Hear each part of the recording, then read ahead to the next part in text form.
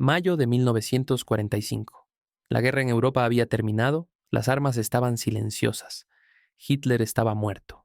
El régimen nazi había colapsado.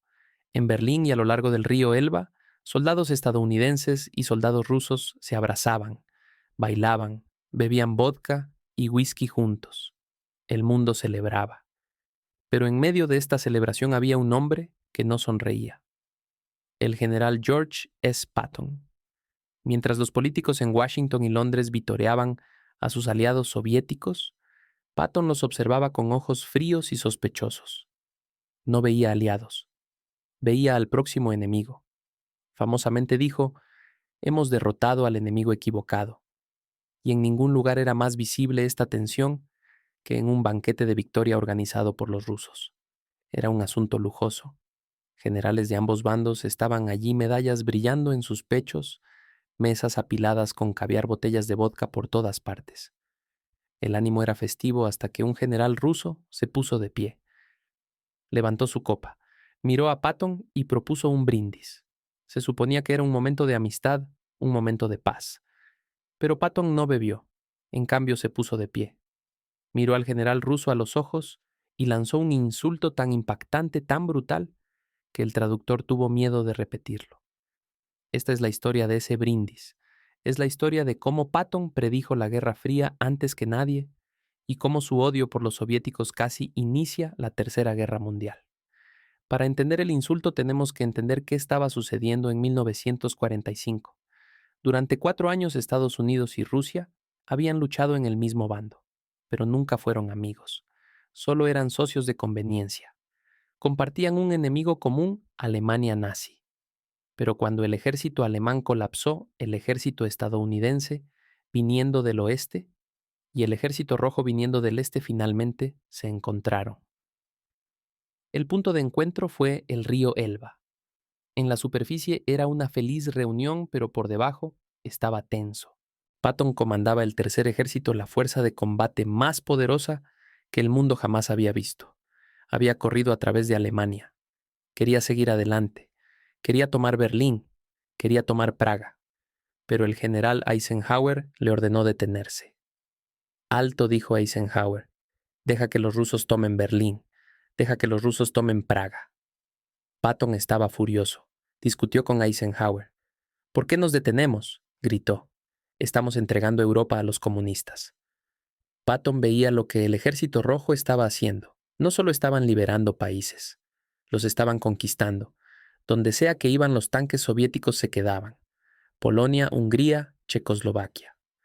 Patton escribió en su diario: "Los rusos son mongoles. Son salvajes. No tienen respeto por la vida humana". No solo estaba siendo difícil, tenía miedo.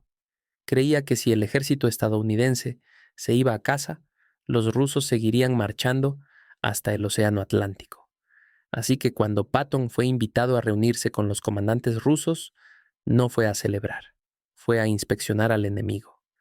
La reunión más famosa sucedió cerca de la ciudad de Linz. Patton se reunió con el mariscal Fyodor Tolbugin. Tolbugin era héroe de la Unión Soviética. Comandaba el tercer frente ucraniano. Los rusos querían impresionar a Patton. Organizaron un desfile masivo. Miles de soldados soviéticos marcharon. Tanques, artillería, cosacos montando caballos. Patton los observó. Su rostro era ilegible. Más tarde le dijo a su estado mayor lo que realmente pensaba. Son el grupo más harapiento de hijos de puta que jamás he visto. Criticó sus uniformes. Criticó su disciplina. Los llamó una turba. Pero también respetó su dureza. Sabía que eran peligrosos. Les dijo a sus oficiales: puedo vencerlos, pero tengo que hacerlo ahora antes de que se vuelvan más fuertes. Después del desfile vino el almuerzo. A los rusos les encantaba beber. Los brindis eran una parte enorme de su cultura. Brindas por Stalin, brindas por Roosevelt, brindas por el ejército y con cada brindis bebes un trago de vodka. Patton odiaba el vodka. Prefería el whisky, pero siguió el juego por un tiempo. La atmósfera era espesa, con cortesía falsa. Los generales rusos sonreían, pero sus ojos estaban fríos. Sabían que Patton los odiaba, y Patton sabía que ellos lo odiaban. Eran como dos lobos dando vueltas esperando el primer mordisco. Entonces llegó el momento. Era en una reunión similar. Un general ruso de alto rango. Algunas fuentes dicen que era Shukov, otras dicen que era un comandante de cuerpo. Pero el rango no importaba. El mensaje sí. El general ruso se puso de pie, sostuvo su copa en alto. La sala quedó en silencio, habló a través de un intérprete, ofreció un brindis a la solidaridad de las naciones aliadas. Miró directamente a Patton, sonrió. Esperó a que Patton bebiera. Todos miraban a George Patton, el comandante supremo del Tercer Ejército. Eisenhower estaba observando, la prensa estaba observando. Patton se puso de pie. No tomó su copa. Miró al general ruso.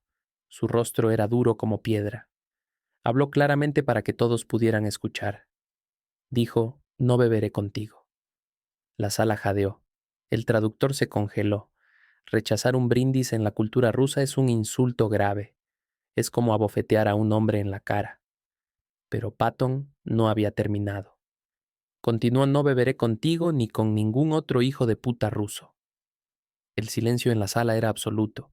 Podías escuchar caer un alfiler. Los oficiales estadounidenses estaban aterrorizados. Esto podría causar un incidente diplomático. Esto podría iniciar una guerra. El traductor miró a Patton. Su rostro estaba pálido. Susurró. General, no puedo decirle eso. Patton se inclinó. Fulminó al traductor con la mirada. Díselo, gruñó Patton. Dile exactamente lo que dije palabra por palabra. El traductor, temblando de miedo, se volvió hacia el general ruso. Tradujo el insulto. El general Patton dice que no beberá con usted porque es un hijo de puta. Los estadounidenses contuvieron la respiración. Esperaron a que el general ruso alcanzara su arma. Esperaron una explosión. Pero entonces algo extraño sucedió. El general ruso miró a Patton, miró al intérprete, y luego comenzó a reír. No se enojó. Rió. Golpeó su mano sobre la mesa. Miró a Patton con una extraña clase de respeto. Respondió, dígale al general Patton que yo también pienso que es un hijo de puta. Patton escuchó la traducción. Una pequeña sonrisa apareció en sus labios. La tensión se rompió. Patton tomó su copa. Dijo, está bien, ahora que nos entendemos beberé por eso. Bebieron un hijo de puta a otro. La historia del brindis se volvió legendaria. Los soldados se reían de ello. ¿Escuchaste lo que Sangre y Tripas llamó al camarada? Pero para Patton no era broma. Era una advertencia. En las semanas que siguieron, Patton se volvió más y más vocal. Comenzó a decirle a cualquiera que escuchara, necesitamos pelearles ahora. Propuso un plan. Quería rearmar a los soldados alemanes que se habían rendido. Quería combinar el tercer ejército estadounidense con los restos de la Wehrmacht alemana y atacar al ejército rojo, expulsarlos de Europa del Este, empujarlos de vuelta a Moscú. Les dijo a su Estado Mayor, vamos a tener que pelearles tarde o temprano. ¿Por qué no hacerlo ahora mientras nuestro ejército está intacto y podemos patearles el trasero de vuelta a Rusia? Le escribió a su esposa, creo, que tomando una posición fuerte podemos salvar al mundo de una tiranía peor que Hitler. Pero nadie escuchó. El mundo estaba cansado de guerra. El público estadounidense quería que sus hijos volvieran a casa. Los políticos querían paz. Eisenhower estaba horrorizado por las sugerencias de Patton. Pensó que Patton estaba loco. George, deja de hablar así, le advirtió Eisenhower. Los rusos son nuestros aliados. Patton sacudió la cabeza. Le dijo a Eisenhower, Ike, odio decir esto, pero si no peleas contra ellos, ahora estarás peleando contra ellos durante los próximos 50 años y perderás muchas más vidas. Por su boca grande y su negativa a ser educado con los rusos, Patton era peligroso. La prensa se volvió contra él. Lo llamaron belicista. Dijeron que estaba mentalmente inestable. Finalmente Eisenhower no tuvo opción. Relevó a Patton de su comando. Le quitó el tercer ejército, el ejército que Patton amaba más que su propia vida. Patton fue enviado a un trabajo de escritorio. Empujar papeles lo llamó. Le rompió el corazón. Se sintió como un profeta que estaba siendo castigado por decir la verdad. Observó mientras la cortina de hierro caía sobre Europa justo como había predicho. Polonia, Hungría, Checoslovaquia, todas tragadas por la Unión Soviética. Meses después, en diciembre de 1945, Patton moriría en ese misterioso accidente automovilístico. Pero sus palabras en esa cena resonaron durante décadas. Hoy los historiadores miran hacia atrás a ese momento y se hacen una pregunta difícil. ¿Tenía razón Patton? Si los aliados lo hubieran escuchado, si se hubieran enfrentado a Stalin en 1945, ¿podría haberse evitado la Guerra Fría? ¿Podrían haberse prevenido la guerra de Corea, la guerra de Vietnam? Nunca lo sabremos. La guerra es terrible. Y el plan de Patton de pelear otra guerra inmediatamente era locura para muchos. Pero ese brindis, ese momento de honestidad brutal, revela la esencia del hombre.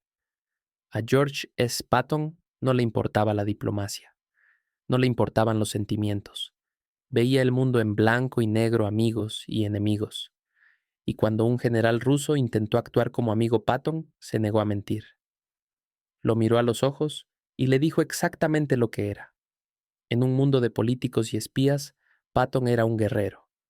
Y los guerreros no beben con el enemigo incluso en una fiesta de victoria. Para entender completamente por qué Patton actuó de esta manera, tenemos que retroceder y ver quién era realmente. George Smith Patton Jr. nació en una familia militar. Su abuelo había peleado por la Confederación en la Guerra Civil. Patton creció escuchando historias de batallas de honor, de victoria y derrota. Desde niño solo quería una cosa: ser soldado, ser guerrero. Estudió en West Point. Se graduó en 1909. Pasó los siguientes 30 años preparándose para guerra. Estudió historia militar. Leyó sobre Alejandro Magno, sobre Julio César, sobre Napoleón. Creía en la reencarnación. Creía que había sido soldado en vidas pasadas, que había peleado con los romanos, con los cruzados, con Napoleón. Esta creencia en destino, en gloria, en honor, lo hacía diferente de otros generales estadounidenses. Bradley era cauteloso. Eisenhower era político. Pero Patton era puro guerrero. No le importaban las consecuencias políticas. Solo le importaba ganar. Y cuando miraba al Ejército Rojo, no veía aliados temporales. Veía bárbaros. Veía la próxima amenaza. Su odio por los comunistas no era solo político. Era visceral. Había visto lo que hicieron en Polonia. Había escuchado las historias de violaciones masivas, de saqueos, de ejecuciones. Los soldados soviéticos no se comportaban como libertadores. Se comportaban como conquistadores. Violaban mujeres alemanas. Saqueaban ciudades. Mataban civiles. Patton escribió en su diario: «Los soldados rusos son animales». Vi a uno orinar en medio de una calle mientras una mujer pasaba. No mostraron vergüenza. No mostraron humanidad. Estas son las personas con las que se supone que debemos ser amigos. Cuando Patton conoció a los comandantes soviéticos, intentó evaluar su fuerza militar. No fue a las reuniones como diplomático, fue como espía. Observó sus uniformes, observó su equipo, observó cómo trataban a sus propios soldados. Lo que vio lo alarmó. El Ejército Rojo era masivo, tenían millones de hombres, tenían miles de tanques, pero también vio debilidades. Sus soldados carecían de iniciativa, seguían órdenes ciegamente. Sus oficiales eran políticos no guerreros. Si los atacamos ahora, dijo Patton, podemos ganar. En 6 meses llegaremos a Moscú. Pero sabía que la ventana de oportunidad se estaba cerrando. El ejército estadounidense estaba siendo desmovilizado. Los soldados querían ir a casa. El equipo estaba siendo empacado. En 1 año, tal vez 2, el Ejército Rojo sería demasiado fuerte. Patton veía esto y se desesperaba. Nadie lo escuchaba. Nadie entendía. El incidente del brindis no fue aislado. Hubo múltiples encuentros donde Patton insultó a los rusos. En una reunión, un oficial soviético se jactó de cuántos alemanes habían matado. Patton respondió secamente también: «Mataron muchos polacos». La sala quedó en silencio. El oficial soviético se puso rojo. Patton no retrocedió. «¿Qué?», preguntó Patton. «¿Es secreto que masacraron a todo el cuerpo de oficiales polacos en Katyn?». Los estadounidenses trataron de cambiar de tema. Los rusos sabían que Patton conocía la verdad. En otro banquete, un general soviético elogió a Stalin como el más grande líder militar de la historia. Patton se rió en voz alta. Todos se volvieron para mirarlo. ¿Algo le divierte General Patton? preguntó el ruso. Sí, respondió Patton. La idea de que Stalin es líder militar, es político, es asesino, pero no es soldado.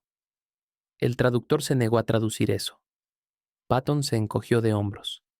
Estos momentos hicieron que Patton fuera imposible para los diplomáticos, pero para sus soldados lo amaban más por ello. Patton dice lo que todos pensamos, susurraban. No tiene miedo de los rusos.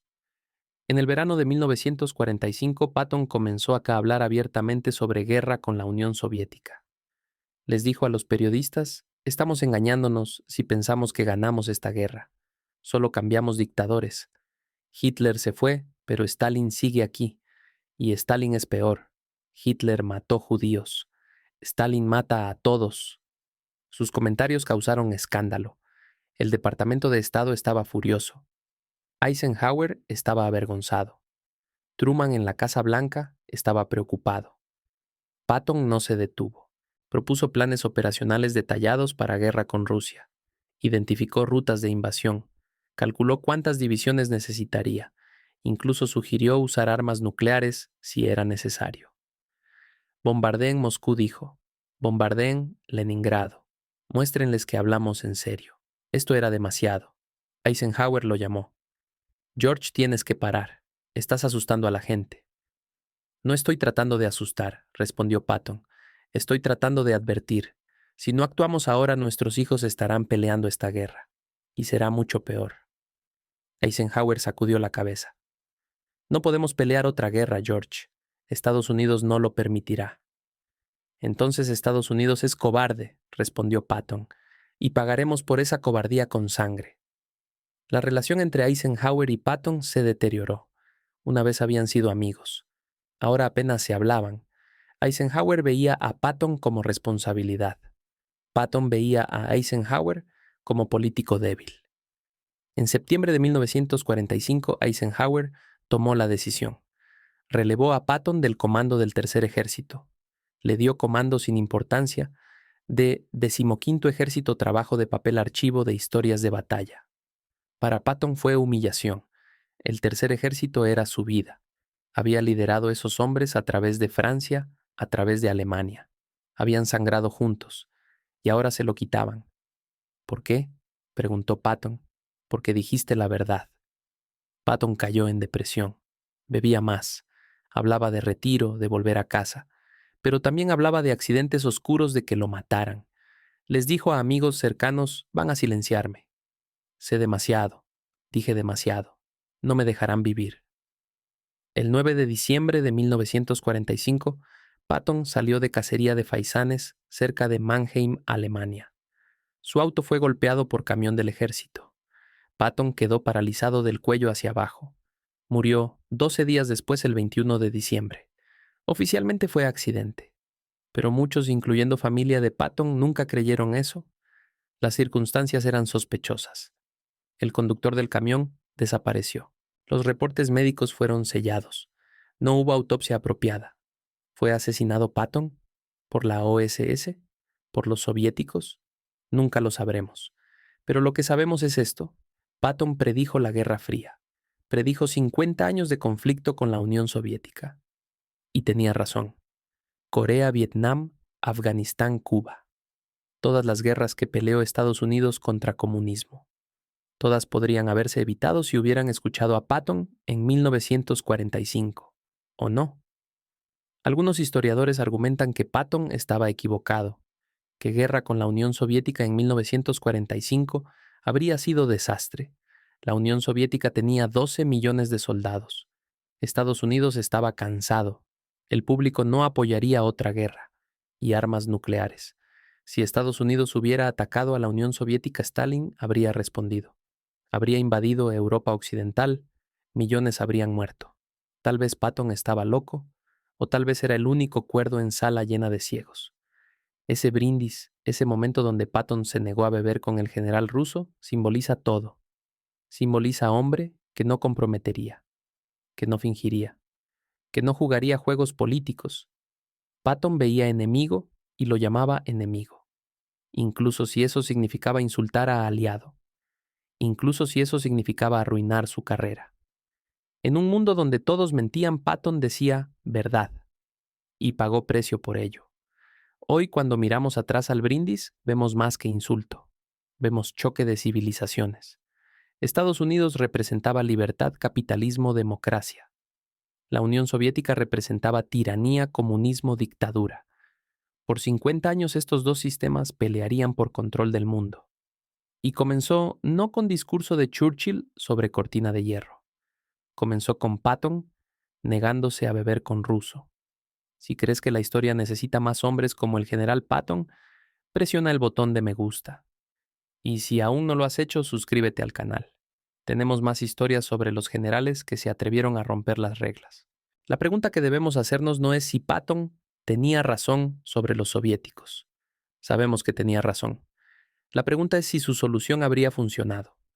¿Podría Estados Unidos haber derrotado a la Unión Soviética en 1945? Analicemos los números. En mayo de 1945, el Ejército Rojo tenía aproximadamente 12 millones de soldados bajo armas. Tenían 35,000 tanques.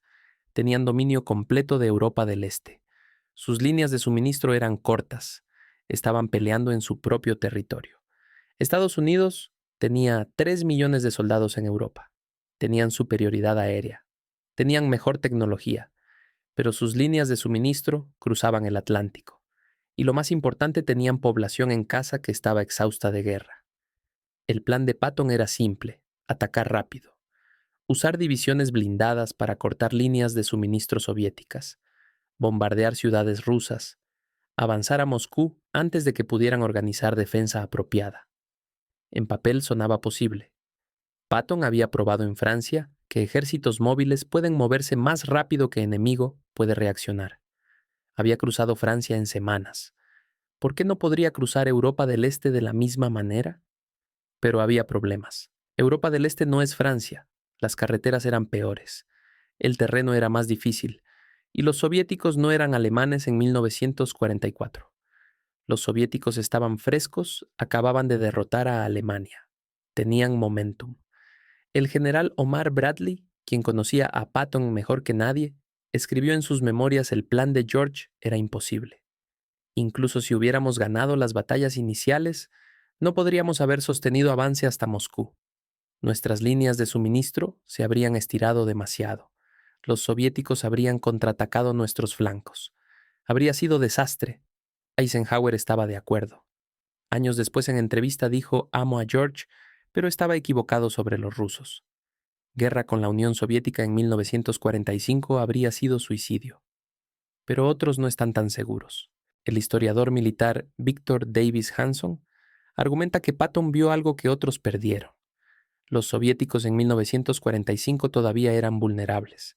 No tenían armas nucleares. No tenían tiempo para consolidar control sobre Europa del Este.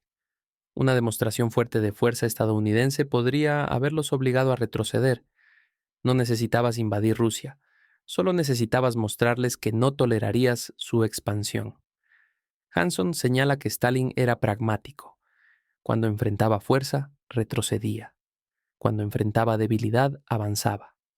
En 1945, si Eisenhower hubiera apoyado a Patton, si hubiera movido el tercer ejército hacia Praga, hacia Berlín, hacia Varsovia, Stalin podría haber negociado. Podría haber aceptado Europa del Este neutral en lugar de ocupada. La Guerra Fría podría haberse evitado. Pero eso es especulación. Lo que sabemos con certeza es que Patton vio la amenaza soviética antes que nadie y pagó precio por hablar. Su relevación del comando del Tercer Ejército fue humillación pública. Los periódicos escribieron sobre ello. Patton, el general de combate más grande de Estados Unidos, reducido a empujar papeles. Sus soldados estaban devastados. Habían seguido a Patton a través del infierno, lo amaban, y ahora se lo quitaban. Uno de sus comandantes de división escribió en carta privada: esto es injusticia. El general Patton salvó más vidas estadounidenses que cualquier otro comandante. Ganó batallas que otros dijeron que eran imposibles. ¿Y cómo lo recompensamos? Lo castigamos por decir la verdad sobre los rusos. Es vergüenza. Patton mismo cayó en profunda depresión. Bebía whisky todas las noches Leía sobre antiguos conquistadores Alejandro César Napoleón. Se veía a sí mismo como uno de ellos, nacido para pelear, nacido para conquistar. Pero ahora no había batallas, solo papeles, solo archivos. Les dijo a amigos cercanos preferiría haber muerto en combate, morir como soldado, no como burócrata. En sus últimos meses Patton se volvió cada vez más paranoico. Creía que lo estaban vigilando, creía que querían silenciarlo. Les dijo a varios amigos, si algo me pasa no fue accidente. Conocía secretos, había visto cosas que el gobierno estadounidense no quería que hablara públicamente. Sabía sobre Katyn, la masacre de 22,000 oficiales polacos por la NKVD soviética. Sabía sobre violaciones masivas de soldados soviéticos en Alemania. Sabía sobre tratos secretos entre Roosevelt y Stalin. Y hablaba abiertamente sobre estas cosas. Eso lo hacía peligroso. El 9 de diciembre de 1945, Patton salió de cacería con su jefe de Estado Mayor, General Hobart Gay. Era día frío y soleado. Condujeron por carretera cerca de Mannheim. Entonces de la nada, camión del ejército giró en su camino. El conductor del Cadillac de Patton frenó, pero fue demasiado tarde. El impacto no fue severo. El general Gay estaba ileso. El conductor estaba ileso. Pero Patton estaba paralizado. ¿Cómo? El accidente fue menor. Otros en el auto estaban bien. Pero Patton lesión en el cuello lo dejó paralizado del cuello hacia abajo. Fue llevado a hospital en Heidelberg. Durante 12 días luchó. Tenía 60 años. Estaba fuerte, pero su cuerpo estaba fallando.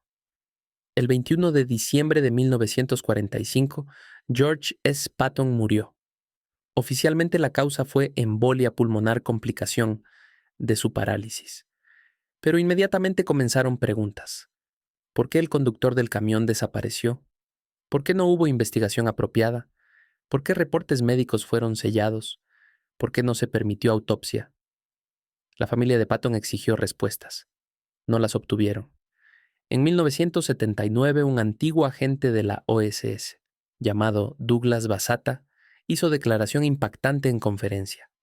Dijo, me ordenaron que matara a Patton. La OSS quería que pareciera accidente. Usé arma especial, pistola de aire. Le disparé en el cuello mientras estaba en el auto.